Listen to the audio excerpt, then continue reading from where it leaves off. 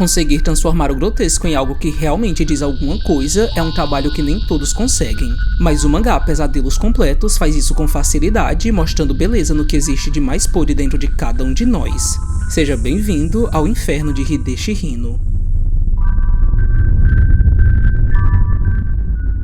Hideshi Hino é um dos autores que estava na nossa lista de coisas que precisávamos conhecer há um bom tempo. O seu traço arredondado e cartunesco pode até soar amigável aos olhos e te fazer pensar à primeira vista que você vai entrar em um universo leve e inocente. Mas não se engane, tudo o que sai das mãos de Hino em Pesadelos Completos é o suco do que existe de mais horrível. Suas histórias, em boa parte, falam de realidades com as quais você consegue se identificar, e a arte exagerada, quase infantil, é parte da linguagem que ele usa para dizer que o traço é desconfortável porque o conteúdo também é. Assim, quanto mais você lê, mais entende que esse exagero é exatamente o ponto. As histórias em Pesadelos Completos abordam temas muito parecidos por falarem sobre abusos, violência doméstica, obsessão, vício, insanidade, sociopatia e preconceito. E por mais pesado que tudo isso seja, além da armadilha visual, o autor consegue nos forçar a olhar para o que normalmente seria evitado, e dessa forma ele nos faz sentir algo além do nojo. Em A Estranha Doença de Zoroku, por exemplo, acompanhamos um homem comum que começa a desenvolver uma doença bem estranha e nojenta.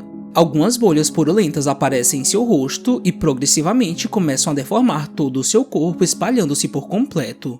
Zoroku é descrito como alguém com problemas mentais, e por mais que a história também trate de usar isso para intensificar o sofrimento do personagem, que é excluído socialmente pelos outros aldeãos, inclusive pela sua própria família, a forma como Hideshi trabalha em cima disso é bem interessante porque ele não usa a doença de Zoroku para transformá-lo essencialmente em um monstro. A doença dele, na verdade, só mostra que a definição de monstro cai mais nos outros do que nele, que é apenas uma vítima do acaso, pois sua doença não tem uma origem conhecida, o que só aumenta a repulsa das pessoas em relação a ele. Zoroku não verbaliza suas emoções em palavras por conta de sua condição, mas esse detalhe narrativo traz ainda mais imersão para o seu sofrimento, porque ele demonstra suas emoções pela forma como deduzimos que ele vê o mundo, mostrando que o feio também sente e o grotesco também é humano. A doença em Zoroku é tão horrível que as pessoas não conseguem suportar o fedor que sai de suas bolhas, que inclusive possuem secreções purulentas em diversos tons de cor. Zoroku assura para pintar seus desenhos, mas ele não faz isso para dar mais força ao monstro físico que enxergam nele.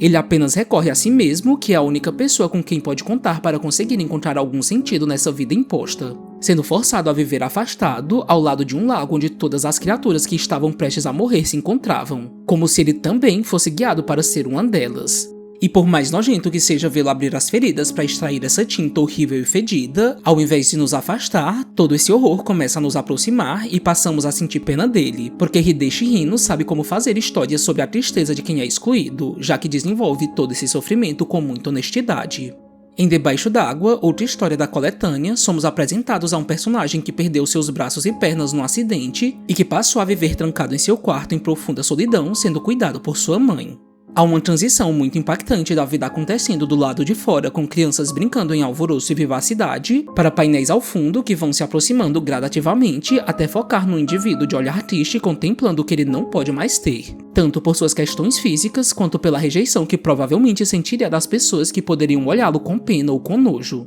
já que esse detalhe está sempre presente no trabalho de Hino e na essência de quem olha com julgamento.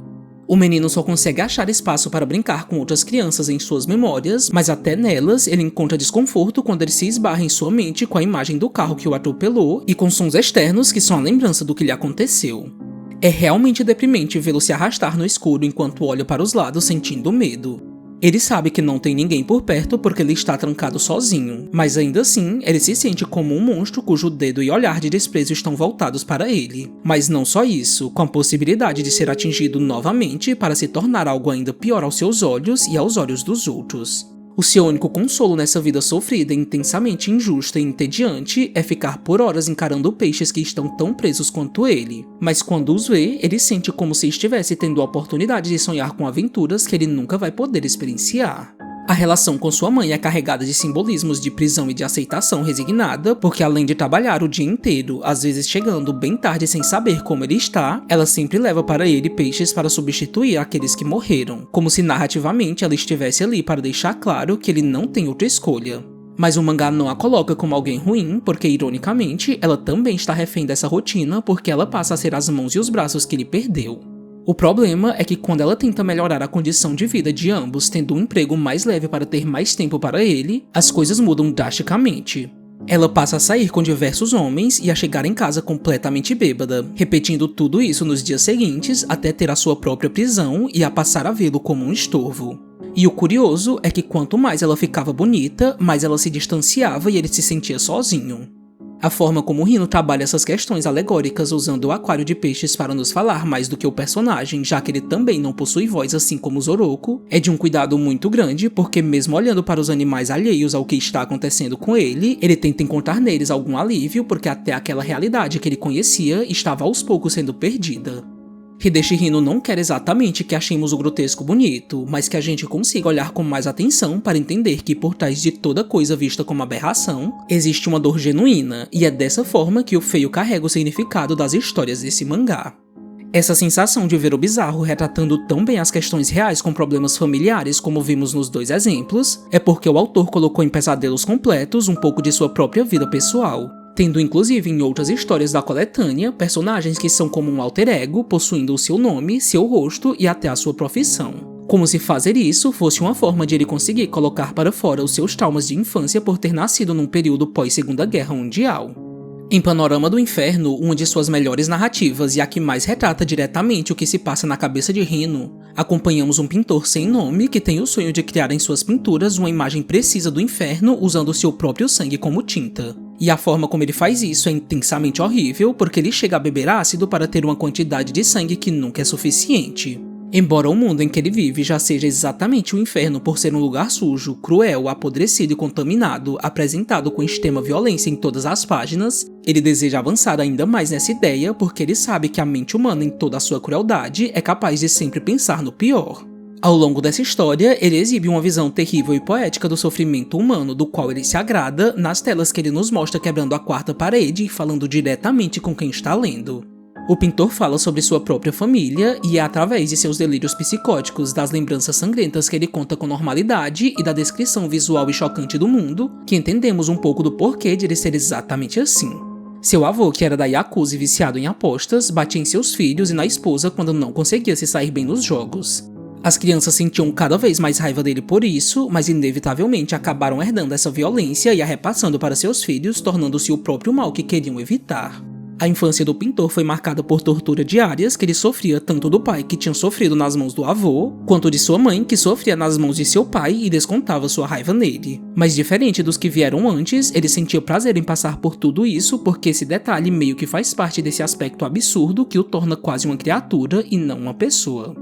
O mangá tenta nos convencer disso quando o próprio personagem nos conta que começou a ver imagens do inferno ainda no útero de sua mãe, depois que foi atingido pela radiação causada pela explosão de uma bomba, o que é uma crítica direta e um lembrete sobre as consequências pós-guerra. Panorama do Inferno tem um jeito muito único de construir esse pesadelo constante, porque em alguns momentos não fica claro o que é real e o que é delírio, justamente porque o narrador é uma pessoa instável, e a sensação que essa história nos passa quando sabemos que existe uma mistura de elementos autobiográficos é que não estamos lendo uma história inventada, e sim uma confissão. O final de Panorama do Inferno faz jus ao seu título por ser muito intenso e por sintetizar todo esse horror descrito pelo pintor de um jeito caótico e completamente insano, que nos faz pensar que o fim não poderia ser outro.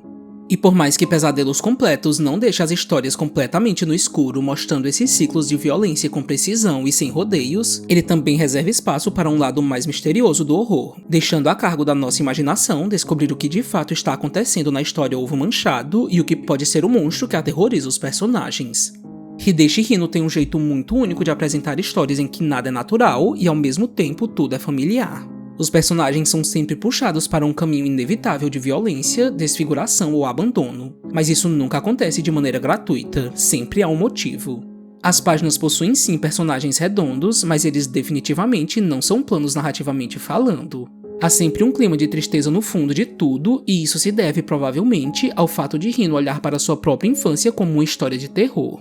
O mangá Pesadelos Completos chegou ao Brasil pela editora Dark Side numa edição caprichada em capa dura, e essa é a primeira coletânea de Hideshi Hino a ser publicada em português, o que nos deixa muito contentes, pois seu estilo único e marcante inspirou outros autores, como o próprio Junji Ito, que é o nosso autor favorito.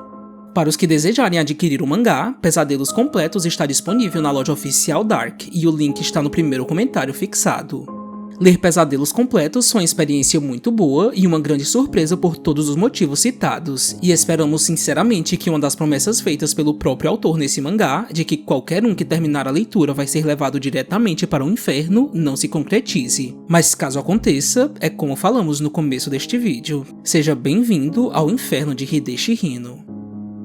Espero que você tenha gostado do vídeo e não se esqueça de deixar seu comentário sobre o que você achou da obra, de se inscrever no nosso canal e de indicar alguma leitura que você acha que vale a pena. Enfim, até mais e nos vemos no próximo vídeo.